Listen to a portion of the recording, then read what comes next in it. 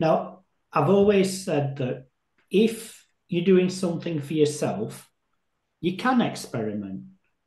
You can do whatever you want because it's your own businesses, it's your own websites.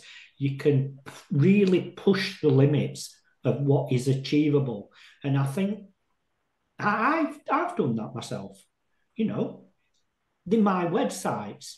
They're not a real business. They're just a website's idea. I had quite a few websites where I'd test things and test them beyond where they meant to go to see what the level of, tolerance is. And I think, but then when you've learned all that, then you go and do SEO on, for clients on a real business, then the mindset has to change. When you're working with businesses, because these are businesses who built a brand up, they've got people working for them, livelihoods are at stake. I mean, the risk tolerance has to be different, do you think? To some aspects, yeah. But I also think it's like paid advertising.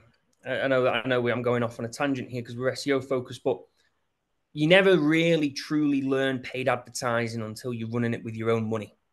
And I always say that. And SEO, I do agree to an essence where with client sites, you have to make sure everything's bang on and you can't test it. But sometimes you can tippy toe around what is right and second guess yourself and second look. And sometimes it's the experiments. Yeah, it might not work. It might collapse. The fortunate thing I've always found with SEO is unless you're doing, some dodgy backlinking, it's pretty easy to reverse out of what it is that you've done and correct yourself, depending on how organized and everything is with regards to what amends you've made on what dates and what changes here. And, I know when I learned SEO, that was one thing that I was forced upon doing was any changes whatsoever, log that change. Because if there's a huge drop in rankings, huge increase in rankings, we have a learning there. We have a viable learning that we can take away.